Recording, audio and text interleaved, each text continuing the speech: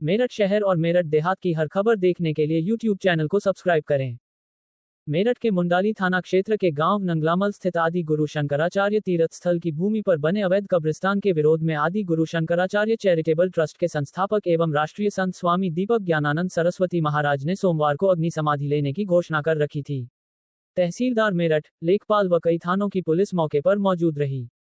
तहसीलदार ने कागजात देखने के बाद उचित कार्रवाई का आश्वासन दिया। इसके बाद समाधि लेने की घोषणा टाल दी गई। स्वामी की घोषणा को देखते हुए प्रशासन ने सोमवार को पुलिस के व्यापक बंदोबस्त किए थे। प्रशासन की तरफ से तहसीलदार मेरठ संजय कुमार, लेखपाल सुरेंद्र कुमार, थाना प्रभारी किठौर और एसओ मुंडाली भारी पुलिस बल के साथ स्वामी के समाधि स्थल पर पहुंच गए। प्रशासनिक अधिकारियों ने स्वामी को काफी समझाया तथा उनसे ऐसा न करने का आग्रह किया। स्वामी ने शर्त रखी कि यदि उनकी मांग पर ठीक प्रकार मामले की जांच कर निस्तारण किया गया तो समाधि लेने की घोषणा को टाला जा सकता है। स्वामी ने तहसीलदार मेरठ के सामने उन दस्तावेज को पेश किया जिनके आधार पर उचित भूमि पर कब्रिस्तान दर्ज किया गया है। तहसीलदार ने स्वामी के तथ्यों पर सहमति जताते हुए निष्पक्ष जांच का आश्वासन दिया। कहा कि यदि जांच में कोई दोषी पाया गया तो उसके विरुद्ध कार्रवाई की जाएगी। इसके बाद स्वामी ने अग्नि समाधि की घोषणा टाल दी। स्वामी ने सरकार से अपनी सुरक्षा की मांग की। इस अवसर पर ठाकुर सुमित राणा, श्री ओम तोमर, शैली शर्मा, देव तोमर, बॉबी शर्मा, कृष्ण तोमर, विनोद, तेजपाल सिंह आदि अनेक लोग उपस्थित रहे। यही इतिश्री किया जाता है। कल नई सुबह से होली अच्छी तरह मनेगी, सौहार्द से मनेगी और हम कानूनी कार्रवाई करेंगे। मैं आप सबको आश्वस्त करता हूं, मैं रहूं या न रहूं, शंकराचार्य जी की दिव्य और भव्य भूमि आबाद रहे। जब इस पृथ्वी पर आता है उसका जीवन अपने लिए नहीं होता। अयम निज परवेति गणना लघुचेत साम उदार चरित्राणाम तो वासुधैव कुटुंबकम। संतों का कार्य सारी पृथ्वी को एक परिवार मानना होता है। उनमें द्वेष नहीं होता, उनमें हिंसा नहीं होती, उनमें संप्रदायवाद नहीं होता, उनमें मतांतर नहीं होता। हाँ, जब कभी धर्म पर संकट आए तो वो अपने प्राणों की आहुति लगाने में देर नहीं करते। संत वो होता है। नंगावन की इस पावन भूमि से मैं उद्घोष करता हूं, माननीय मुख्यमंत्री जी के सफल नेतृत्व में विश्वास करने से मैं उद्घोष करता हूं, मुझे किसी से कोई शिकायत नहीं है। हाँ, कूटरचित दस्तावेजों से मुझे शिकायत है। मैं अन्याय का समर्थन नहीं करता। इसकी जांच हो, इसके पौराणिक स्वरूप की वापसी हो। मुख्यमंत्री जी ने इसके लिए 50 लाख रुपए दिए थे, हमने विधायक जी से वो मंजूर करवाए। माननीय मुख्यमंत्री जी की नजरों में ये तीर्थ स्थल की बहुत पौराणिक और महत्ता है और अब नई किस्त एक बार पुनः जारी होगी, हम मांग करेंगे। तो आज का इतना ही। सबको प्रसाद खिलवाओ, चाय बनवाओ सबको। तहसीलदार साहब की बात मुझे बहुत अच्छी लगी और आप बताइए, आप पहले बता दो आपने क्या है क्या नहीं। आपकी जो भी बातें हैं वो सब सुनी गई है। जो भी है जांच निष्पक्ष होगी, बढ़िया होगी। जांच के उपरांत जो भी तथ्य सामने आएंगे उन्हें हम अभिलेखों में दर्ज करा के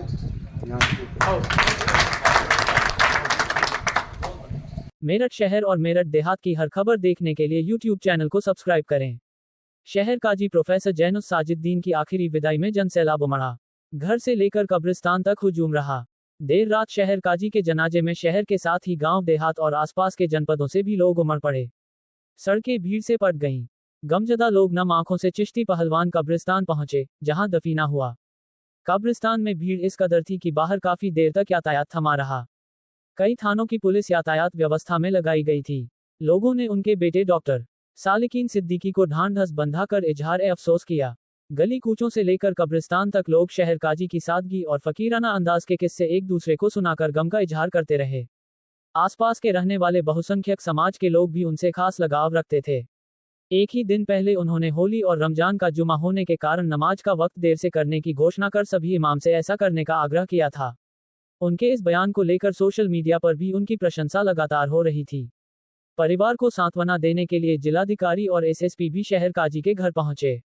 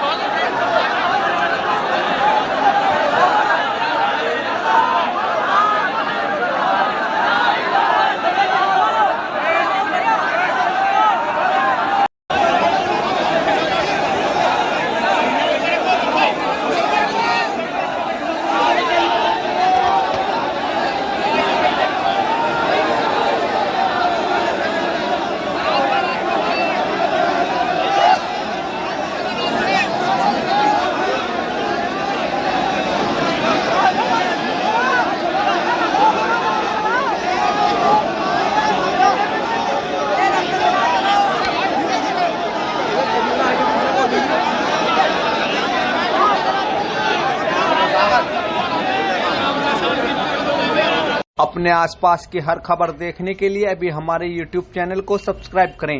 मेरठ नगर निगम द्वारा बकायेदारों को भेजे जा रहे हाउस टैक्स के नोटिस को लेकर मंगलवार को उस समय हंगामा खड़ा हो गया जब नगर निगम द्वारा यही नोटिस शिवसेना के जिला कार्यालय पर चस्पा कर दिया गया। नोटिस से गुस्साए दर्जनों शिव सैनिकों ने नगर निगम पहुंचकर नगर आयुक्त के नाम ज्ञापन सौंपते हुए पार्टी के जिला कार्यालय का हाउस टैक्स पूरी तरह माफ किए जाने की मांग की। दरअसल मंगलवार को शिवसेना के प्रदेश महासचिव धर्मेंद्र तोमर, महानगर प्रमुख मोहित त्यागी और जिला प्रमुख संदीप गर्ग के साथ दर्जनों पुरुष और महिला शिव सैनिक जुलूस के रूप में नारेबाजी करते हुए नगर निगम कार्यालय पहुंचे, जहां उन्होंने नगर आयुक्त से मिलकर बताया कि नगर निगम द्वारा छिपी टैंक चेतन मेडिकल कॉम्प्लेक्स स्थित शिवसेना के जिला कार्यालय पर हाउस टैक्स बकाया का नोटिस चस्पा कर दिया गया है। शिव सैनिकों ने कहा कि वे पिछले 25 साल से इस बिल्डिंग में कार्यालय चला रहे हैं। शहर के नागरिकों की विभिन्न समस्याओं से लेकर ज्वलंत मुद्दे तक को शिवसेना इसी कार्यालय में बैठक करने के बाद अधिकारियों के सामने उठाती है। यह पार्टी का कार्यालय नहीं बल्कि छत्रपति शिवाजी महाराज का पावन मंदिर है, जिस पर नगर निगम द्वारा गलत तरीके से हाउस टैक्स लगाया गया है। शिव सैनिकों ने कार्यालय पर लगाए गए हाउस टैक्स को पूरी तरह समाप्त किए जाने की मांग की है, जिस पर नगर आयुक्त ने कोई समाधान निकालने का आश्वासन दिया है।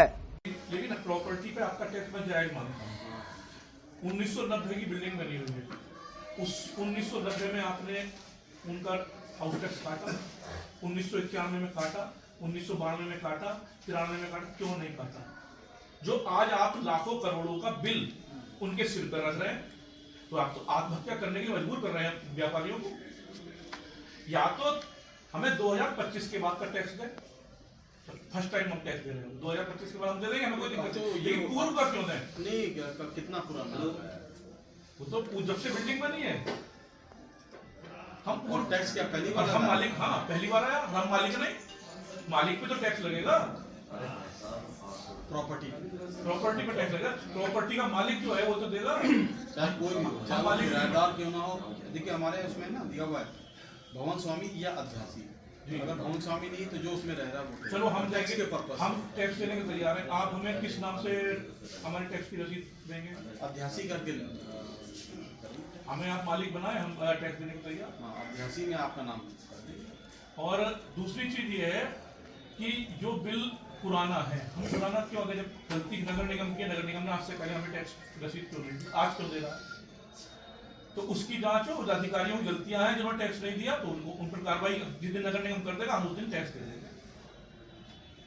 जिन अधिकारियों ने पूर्व में हमें टैक्स की रसीदें नहीं दी, कोई रसीद है आपके पास? हमारे पास नहीं करते, हमारे नहीं, कोई आपको नहीं, हमें कोई रसीद नहीं दी, हमें कोई रसीद नहीं दी, हमें हाउस टैक्स नोटिस गया बना दी, केवल हाउस टैक्स इंस्पेक्टर आए थे, नोटिस गया, हाउस टैक्स इंस्पेक्टर आए थे, हमको एक बार व्हाट्सएप कर दीजिएगा। हाउस टैक्स इंस्पेक्टर आए थे, नोटिस भी नहीं गया, वो बस खाली चेतावनी। हाउस टैक्स इंस्पेक्टर आए थे, चौहान साहब आए थे, और वहाँ नीचे लाउड स्पीकर से मुनादी कराई गई थी, इस पर टैक्स है, सील कर दी जाएगी। जो है हमने पूछा, भाई हमारे थोड़ा एक पर्ची सी दिखाई कि आपका कार्यालय कौन सा, हमने बताया F13 पर हमारा है, बोले इस पे भी है सील लगा देंगे। मैंने कहा देखो सील लगाएंगे तो हमें तो नहीं बैठना है, और आपने इससे पहले हमने कहा कितना, तो बोले कि आपके 2 दुकान है, इसके 4 लाख बैठता है, लगभग 4 लाख की। मैंने इससे पहले आपने हमें क्यों नहीं दी कोई रसीद, कोई आप क्यों नहीं आए हमारे पास? हमारा कार्यालय रोज खुलता है, रोज हम टाइम से बैठते, क्यों नहीं आया नगर निगम हमारे पास? इसको तो हम ये हमारी रिक्वेस्ट यही है कि आप हमारा देख लें, और हमारे जहाँ सहयोग की जरूरत है वहाँ सहयोग करने के लिए आप जरूर, ये हमारा मांग पत्र है। तो हम चाहेंगे कि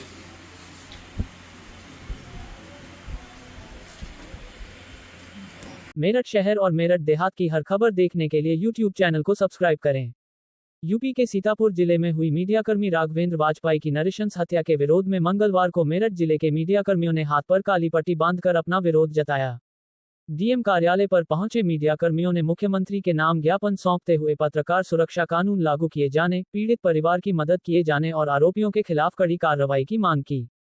उत्तर प्रदेश जर्नलिस्ट एसोसिएशन के जिलाध्यक्ष अजय चौधरी के साथ बाजू पर काली पट्टियां बांधकर कलेक्ट्रेट पहुंचे मीडियाकर्मियों ने सीतापुर में हुई दैनिक जागरण के पत्रकार राघवेंद्र वाजपेयी की नृशंस हत्या पर विरोध प्रकट किया। अजय चौधरी ने आरोप लगाया कि पिछले 5 सालों में मीडिया कर्मियों के साथ लगातार हमले और मारपीट की घटनाएं बढ़ी हैं, मगर पुलिस उन्हें रोकने में नाकाम है। उन्होंने यूपी सरकार से तत्काल पत्रकार सुरक्षा कानून लागू किए जाने की मांग की। इसी के साथ राघवेंद्र वाजपेयी के हत्यारोपियों की जल्द से जल्द गिरफ्तारी और उनके खिलाफ कड़ी कार्यवाही की मांग की। मीडिया कर्मियों ने राघवेंद्र वाजपेयी के पीड़ित परिवार को 1 करोड़ का मुआवजा, पत्नी को सरकारी नौकरी और दोनों बच्चों की शिक्षा और चिकित्सा का खर्चा सरकार द्वारा वहन किए जाने की भी मांग उठाई। अपनी मांगें पूरी न होने पर मीडिया कर्मियों ने यूपी में बड़े आंदोलन और अनशन का ऐलान किया है। यहाँ पर आज सैकड़ों जो है Uttar Pradesh association of journalist Meerut के जो है पत्रकार और जो है पदाधिकारी यहाँ पहुँचे हैं मेरठ जिला कार्यालय पर, और सभी ने जो है अपनी बाजू पर एक काली पट्टी बांधी, जैसा कि आप देख रहे हैं। उस काली पट्टी का जो विरोध कर रहे हैं हम लोग 8 मार्च में। अभी 8 मार्च को सीतापुर में एक पत्रकार राघवेंद्र वाजपेयी की जो है निर्मम हत्या कर दी गई। उसके विरोध में आज हम सभी पत्रकार साथी अपनी बाजुओं पर काली पट्टी बांधकर जो है और एक ज्ञापन मुख्यमंत्री के नाम जिलाधिकारी मेरठ को हमने दिया है। और हमारी मांगे उसमें यह है कि जो पत्रकार जो एक सच्चाई को जो है उजागर करता है, जो है भ्रष्टाचारियों के खिलाफ खबर लिखता है, जनमानस को आईना दिखाने का काम करता है, जिसे जो है समाज का आईना कहा जाता है, वह पत्रकार उस उत्तर प्रदेश सरकार में सुरक्षित नहीं है। पिछले कई वर्षों के आप आंकड़े उठा के देख लीजिए, पत्रकारों पर जो है कई बार मारपीट हत्या का मामला पिछले 5 सालों में जो है दिन पर दिन जो है बढ़ता जा रहा है। और जीरो टॉलरेंस की बात करने वाली सरकार जो है पत्रकारों को सुरक्षा देने में नाकाम होती नजर आ रही है। देखिए, हमारी जो मांग है, हमारी जो संगठन की मांग ये है कि जो मृतक जो पत्रकार है राघवेंद्र वाजपेयी, उसके परिवार को 1 करोड़ की आर्थिक सहायता तुरंत जो है प्रदान की जाए, उसकी पत्नी को सरकारी नौकरी दी जाए, और जो उसके 2 छोटे बच्चे हैं उनको शिक्षा और जो है चिकित्सा की संपूर्ण जो है जिम्मेदारी सरकार ले। और हमारा जो मुख्य मांग है वो ये है कि उत्तर प्रदेश में पत्रकार सुरक्षा कानून लागू हो, जिससे कि पत्रकार निर्भीक निष्पक्ष होकर जो है अपनी पत्रकारिता करें। गिरफ्तार नहीं होते तो संगठन आगे क्या निर्णय लेगा? देखिए, अगर जो है पत्रकार की जिस तरह से हत्या हुई है, और अगर इसके बावजूद भी अगर ये सरकार जो है अपराधियों को गिरफ्तार कर उन्हें जेल में पहुंचाने पर जो कठोर कार्रवाई नहीं करती है, तो हम सब पत्रकार, पूरे उत्तर प्रदेश के पत्रकार एकजुट हो जाएंगे, अपना काम छोड़कर आंदोलन करेंगे, अनशन पर बैठेंगे, और हम तब तक नहीं उठेंगे जब तक जो है ये पत्रकार हमारे जो है सुरक्षित ना हो और उन जो है दोषियों के खिलाफ कठोरतम जो है कार्रवाई ना हो। धन्यवाद। अपने आसपास की हर छोटी बड़ी खबर देखने के लिए अभी हमारे YouTube चैनल को सब्सक्राइब करें। मेरठ के प्रतापपुर क्षेत्र की रहने वाली एक महिला ने क्षेत्र के कुछ दबंगों पर मामूली विवाद में अपने घर पर हमला करने का आरोप लगाया है। महिला का आरोप है कि हमले में वे और उसका बेटा घायल हुए। दोनों का मेडिकल भी पुलिस ने कराया, लेकिन आज तक किसी आरोपी के खिलाफ मुकदमा दर्ज नहीं किया गया है। क्षेत्र में घूम रहे आरोपी उसके बेटे की हत्या की धमकी दे रहे हैं।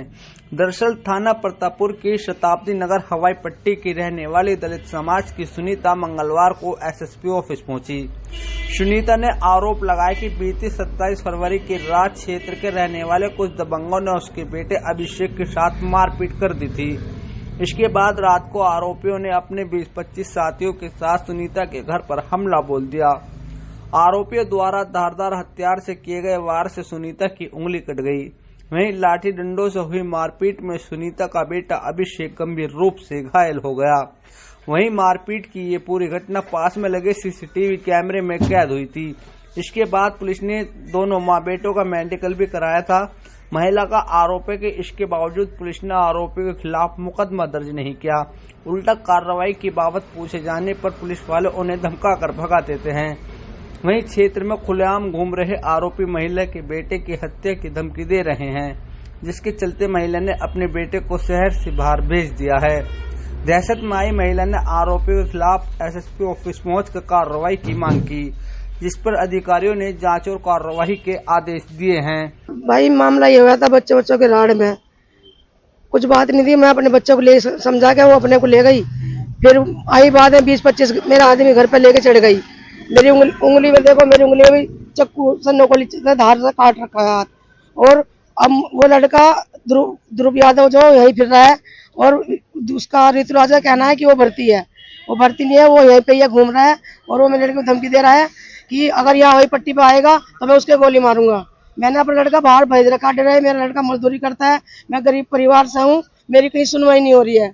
वे कह रहे हैं कि हमने तो पैसे भर दिए, तुम्हारी क्या करेगी, क्या बिगाड़ेगी तू हमारा। कौन से थाना क्षेत्र का मामला है? ये है जी प्रतापुर का। आज अधिकारी से मिलो, अधिकारी ने क्या कहा? अधिकारी ने ये कहा जी आप अपनी, हमने यहाँ ले लिया एप्लीकेशन, आप वहाँ पहुँचिए थाने में। सीसीटीवी में कितने लोग आए हैं? 20-25 आदमी है जी। जो मारपीट कर रहे हैं? हाँ जी। किस चीज का हमला किया आपके ऊपर? हाँ जी। क्या कुछ धारदार हथियार थे? हाँ जी, उसमें रोड भी ले रखी है, डंडे भी ले रखे हैं, मेरी उंगली काट रखी है, नौकरीदार चर काटी है, चक्कू ले रखा लड़का जो मेरी पूरी उंगली यहाँ से यहाँ लो कटी पड़ी है, मेरी पलटा खा रही है उंगली। मेडिकल भी हुआ, सब कुछ हो गया, लेकिन मेरी कहीं सुनवाई नहीं हो रही। और लड़का वो वहीं घूम रहा है खुलेआम।